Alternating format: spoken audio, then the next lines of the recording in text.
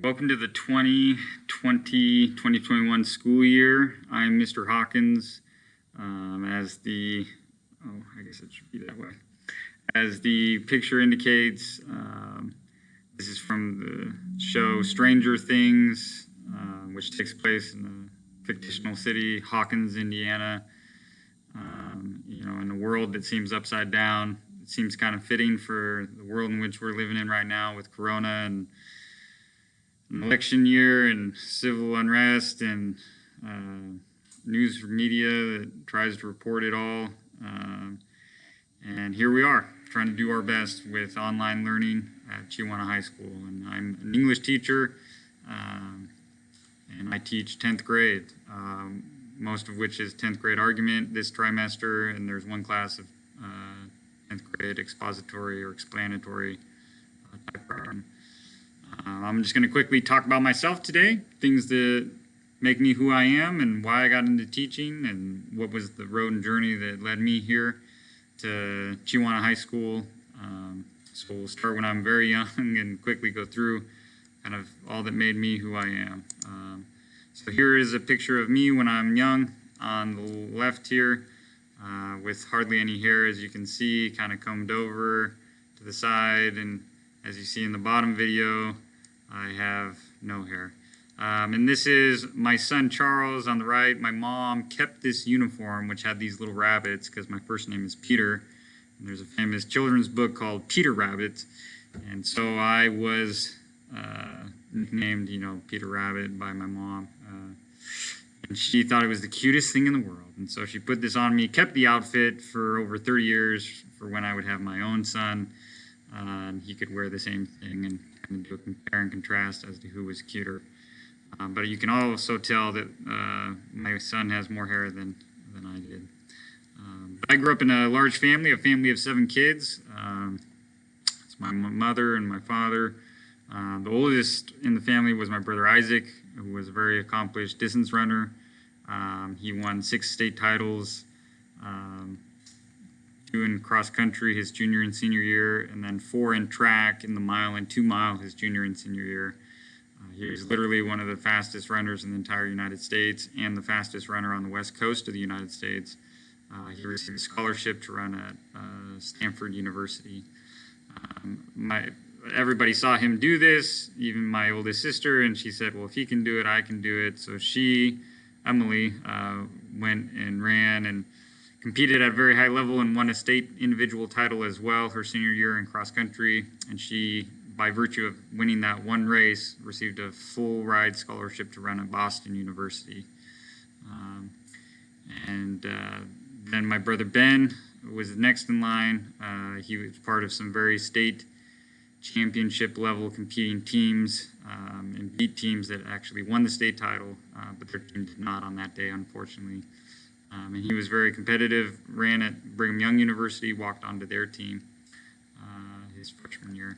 My sister Liz, with the terrible haircut here, ran, and she didn't run as much to win titles as she did to just have a respect of being a Hawkins and to be able to stay fit and trim and flirt with guys. And she is awesome. She ran the best race I ever saw out of any of my family members. Even though she finished last, she gave everything that she had and won my undying respect for that. There's my brother Paul, very competitive runner in his own right.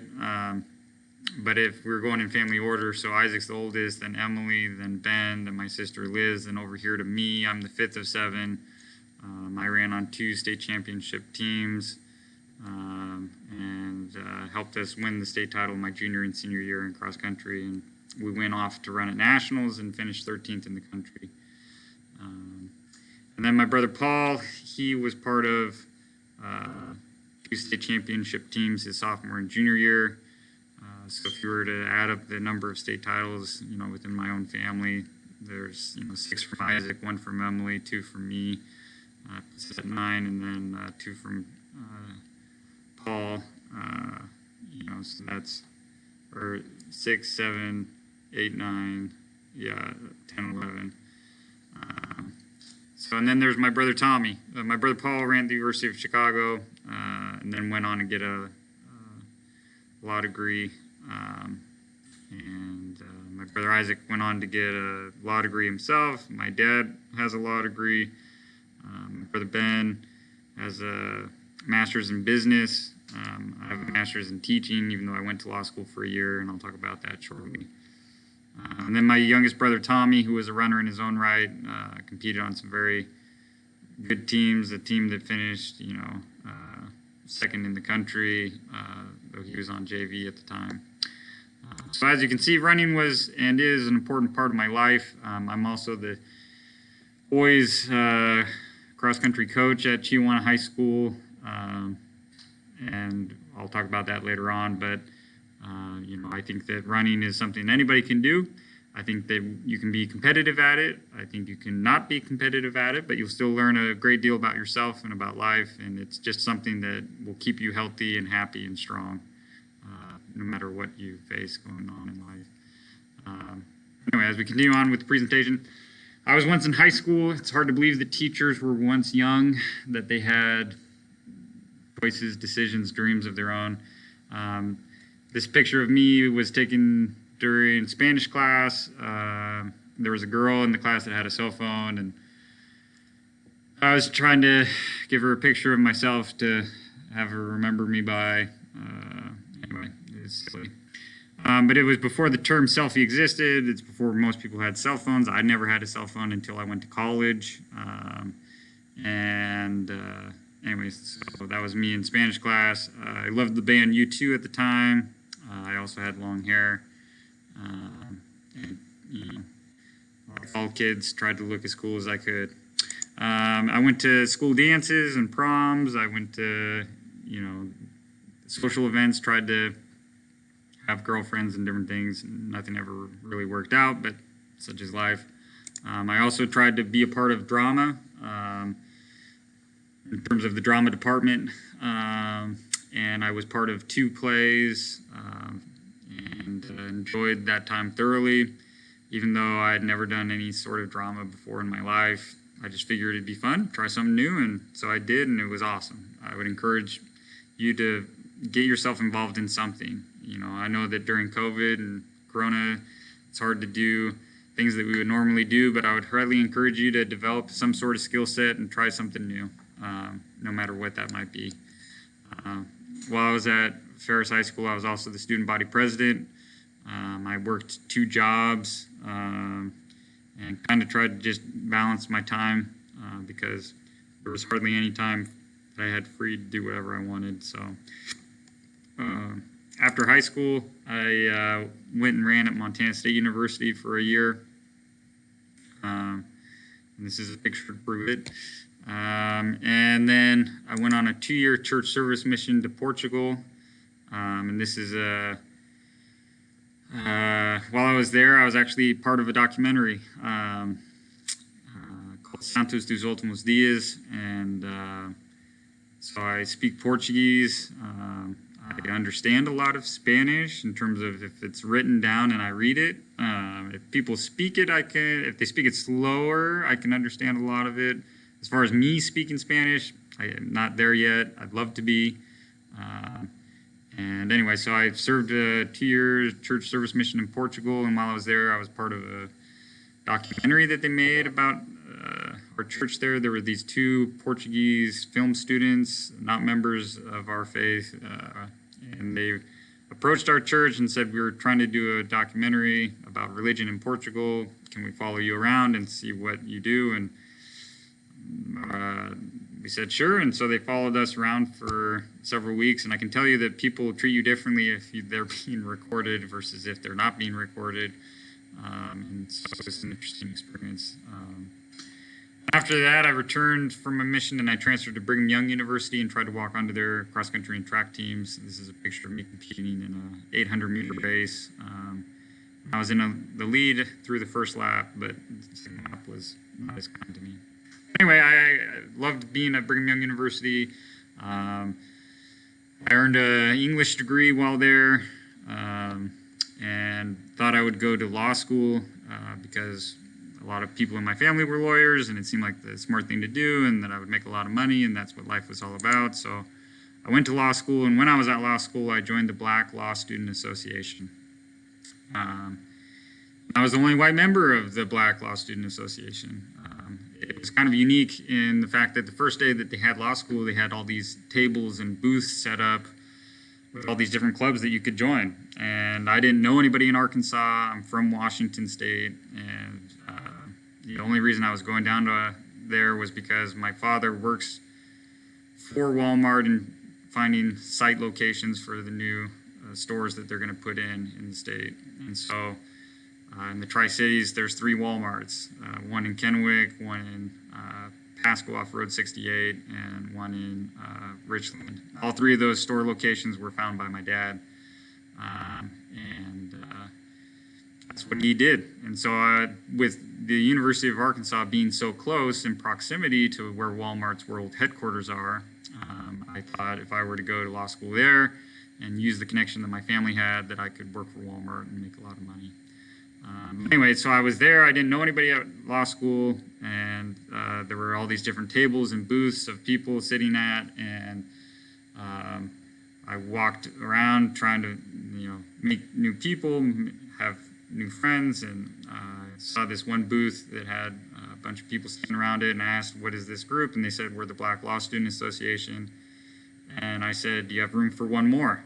And they were kind of hesitant, looking at me like, "Does this guy really want to join our group, or is he trying to be funny, or what?" And I really wanted to join, and I figured, why not?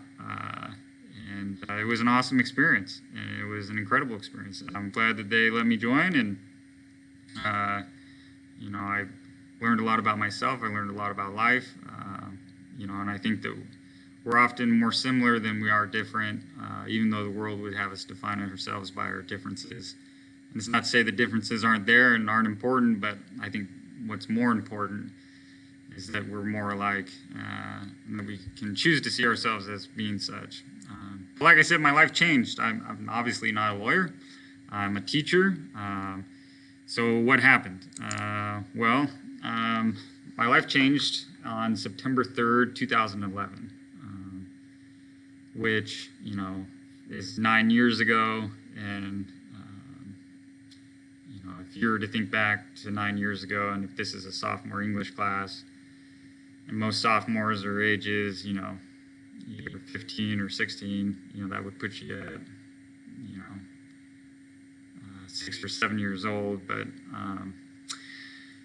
I was on my way on that day, September 3rd, 2011, driving across Oklahoma into Arkansas, and I got a phone call from my sister. It was in the late afternoon, and she said, "Your brother, Tommy," who was 19 at the time, and had just graduated from high school and was a day away from going to his, 2 days away from going to his first college classes and college experience. She said, "He's in the back of an ambulance right now being rushed down to the hospital in Spokane.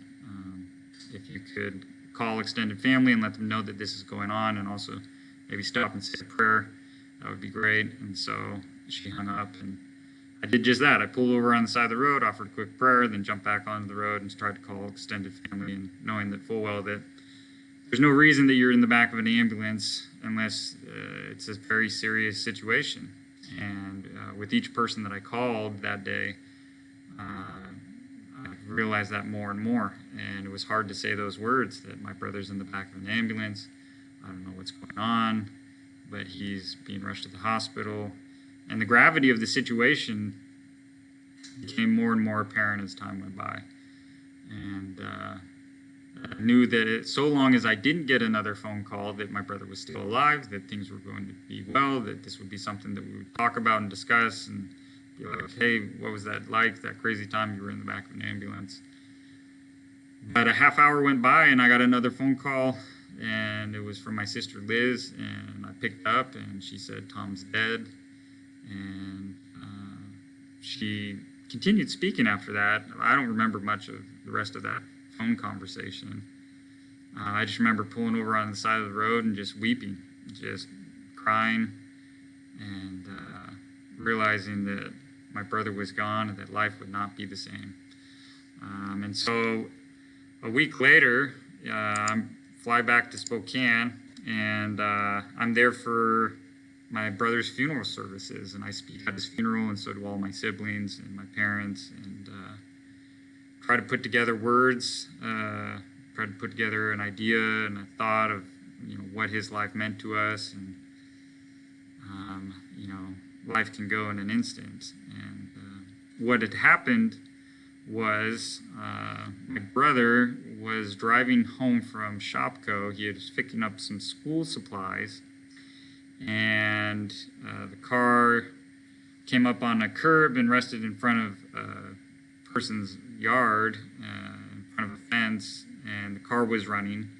And the first person to appear on the scene was my other brother, Paul, going in the opposite direction in a car, wanting to go to get some books at Hastings, which was a business that used to exist but is no more. And he saw the car parked up on this in front of this person's house, and it looked like a weird scenario. So he pulled over, got out, went to the car, saw my brother was hunched over the wheel. His head was apparently leaning against the driver's side window, and tried to tap on it. No response. The car's still running. The neighbor whose house that was came out and saw two cars that normally aren't in his yard. Said, "What's going on?" My brother indicated that's my brother in there. He called 911. My brother calls my family, which live about a mile away from where this all goes down.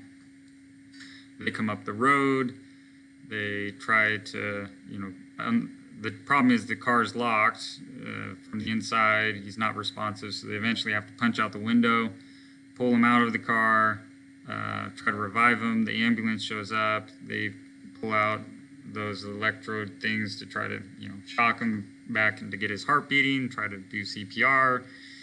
They realize that he's not responding. They throw him in the back of the ambulance and continue to race down the hill to the hospital. My extended family then go, and that's when I first get that call from my sister, and half an hour later they come to my parents and say, "Look, if by some miracle your son is able to start breathing again, he hasn't had oxygen to his brain for the past half hour, and the son that you thought you knew will not be the son that comes back." At which point my parents realized what it all meant and said, stop trying to revive him, and had to walk out of the hospital without their youngest son. Your life changes in an instant. You think that life is one thing one moment, and this event occurs, and you realize that making money doesn't really mean much at the end of the day. It's important and necessary insofar as you can provide for yourself and your family, but relationships and the impact that you can have with other people is what it's all about. And so I decided, in short order after that, a number of different things in my life. I wasn't going to continue with the law school thing, and I was going to get married, and so I ended up getting married. And incidentally enough, my brother Tom introduced me to my future wife shortly before he passed away. And what caused my brother Tom to pass away was that he had an oversized heart. Dilated cardiomyopathy is what they call it. And so, famous athletes sometimes have this and they pass away. Hank Gathers is one of the ones that comes to mind. There's a famous ESPN 30 for 30 about his coach called the Guru of Go. And in it, he talks about Hank Gathers and how he passes away after throwing down a slam dunk. He's trotting back down to the other side of the court, and he collapses on the court and essentially dies right there. And so we all eventually had our hearts ultrasounded, and they discovered a slightly enlarged valve to my heart, but nothing that they said meant anything that they could do or structurally was worrisome. Due to the fact that I've ran hundreds and thousands of miles throughout my life, that's likely the reason why my valve is slightly enlarged. And so it is what it is. But anyway, I ended up getting married, and the difference between a creep and the love of your life is whether you like them back. And, I'm so grateful for my wife. She is incredible in every way, shape, and form. She makes me a better person every day. And she believes in me and she encourages me. And, I can't say enough positive things about her. And that's the thing that I would wish for any and all people, is that they can find the love of their life and be able to live for such a person and have them in their corner and be in the trenches with someone that they care about. There's so many things that don't matter in life, but if you can make this one decision matter and make it right, then you've got it made in the shade. And that's what I would hope for you, is that you recognize that school and education and all these things are just to enable you to be that person that is at their best, so that somebody else can see you at your best and rely upon you, and you can rely upon them and have a happy family. That's what our country and our communities need, are families that are in it to be the very best that they can be and help each other. After I got married, I still stayed in Arkansas. My wife transferred and got a speech-language pathology degree from the University of Arkansas. While she was doing that, I was working at a place called Lifestyles. I was working with people with various disabilities. I can't show any pictures of that because of privacy rights, but I worked with various people that had various disabilities, physical disabilities, mental disabilities, and try to help them buy groceries, find jobs, work at their job, become members of society. And what I learned in that experience is that just because you know one person with one disability doesn't mean that you know all people with that very same disability. And people are people, and they make choices and try to do the best that they can. And if you haven't worked with people with disabilities, I encourage you to do so. It will open up your minds and your heart in ways that you couldn't have foreseen, and make you a stronger, better person. So after I worked with people with various disabilities and saved up money, I ended up getting a master's in teaching from the University of Arkansas. That's me and my wife the day I graduated. We eventually moved back to Spokane. We had our first son, Charles, shortly after I got my first teaching job. We have 2 boys currently. My first son is Charles. My second son is Thomas Emmanuel, named after my brother Tom. And my wife also has a brother named Tom. This is him eating a cookie. He loves to eat and eats very well. He's just a cute, awesome little guy, fiery personality. So, anyway, life I thought was going to be one thing, and it ended up being something different. After I got my master's in teaching, I moved up to Spokane. I thought I was going to be at Riverside Middle School, and I even got this picture taken because it was like a day or two before school was going to start, and they had a 0.4 non-continuing teacher contract, which means I was going to get paid 40% of what a normal teacher would have gotten paid. And yet it all kind of fell apart at the last minute because the superintendent of that school rescinded the offer at the very last minute. Which is a long, convoluted story, but suffice it to say, I didn't end up at Riverside Middle School. I ended up at Ferris High School, my own high school that I had graduated at, and I taught 1 year on a non-continuing 0.6 teacher contract, which means I was getting paid 60% of what a normal teacher would get paid. And it was only for 1 year. There was no continuing contract going with that. And so at the end of that 1 year, I looked around and tried to find a continuing job, and I found one at Hanford High School down in the Tri-Cities, which is where I was for 4 years. And while I was at Hanford High School, I was an assistant cross-country coach at Richland High School because I wanted to get into coaching and thought that would be a unique opportunity. And for a while, I thought that I might even end up teaching at Richland High School, but that never seemed to surface. But eventually there was a coaching opportunity at Chiawana High School, and there was also a teaching opportunity, and that is what had made it so I came over here. And so last year was my first year coaching and teaching at Tijuana, and our team went from being not so great to being, instead of last in the conference and last in the region and kind of one of the bottom tier of the state, we went to being third in the conference, and we were seventh in the region, and we sent our first male athlete ever to the state championship race, which was a huge feat. And he ended up running 15:57 for 5K, which is the school record now. And it was 3 seconds faster than I had ran at the state meet when I was a senior. So that was done by Austin Bachman. He's the school record holder in pretty much every distance event. So I believe that our team can be conference champs. I believe we can beat Kamayakin, which has competed at the national level and won state championships.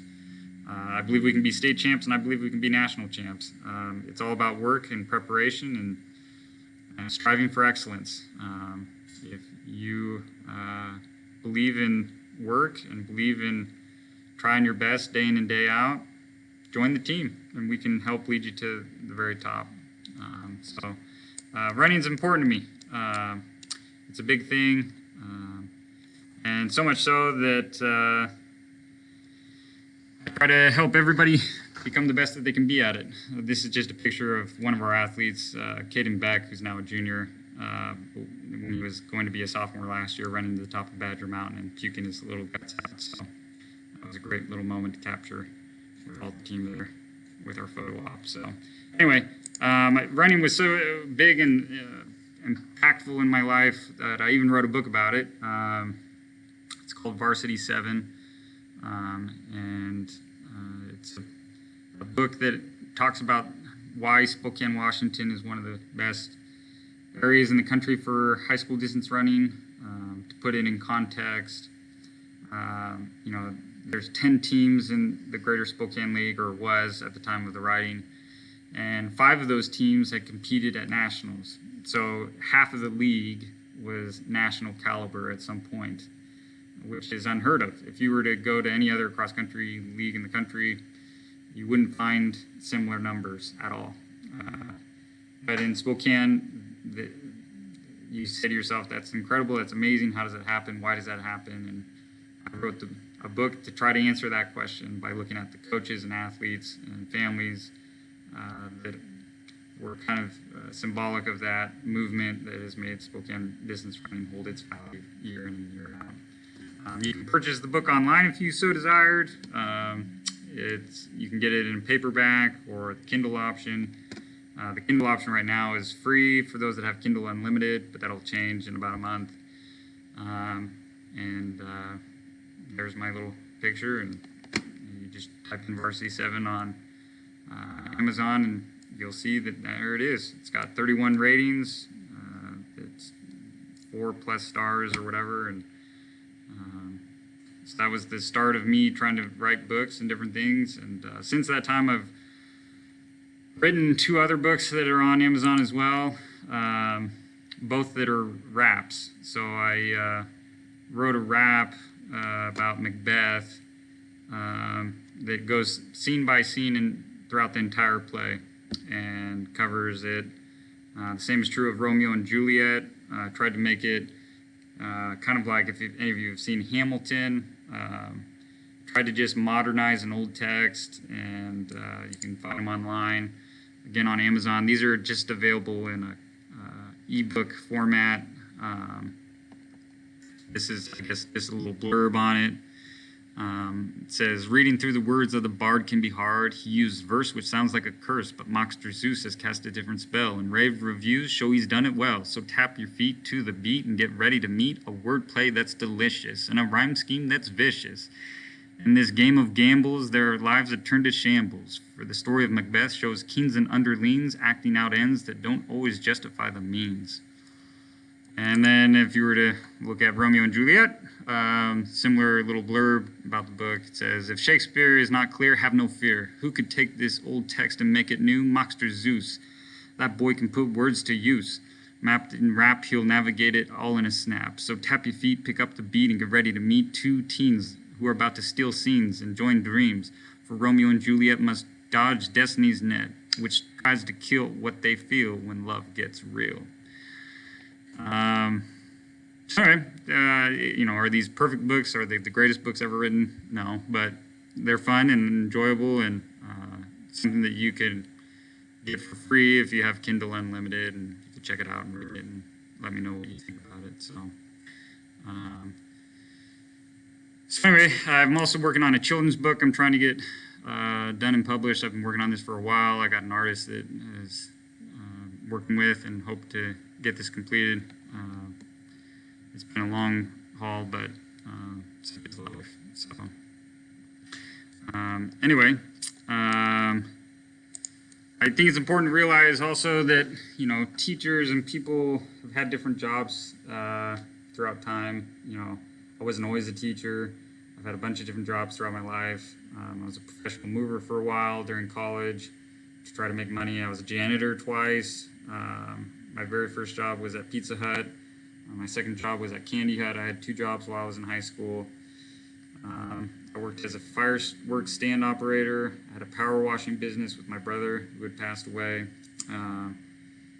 I'd done ACT, SAT prep work for kids. I've done lawn care, window washing. I was a Walmart cashier to save up money to go to Arkansas. I was also a Napa auto part driver. I've done some public speaking, author events with regards to Varsity 7.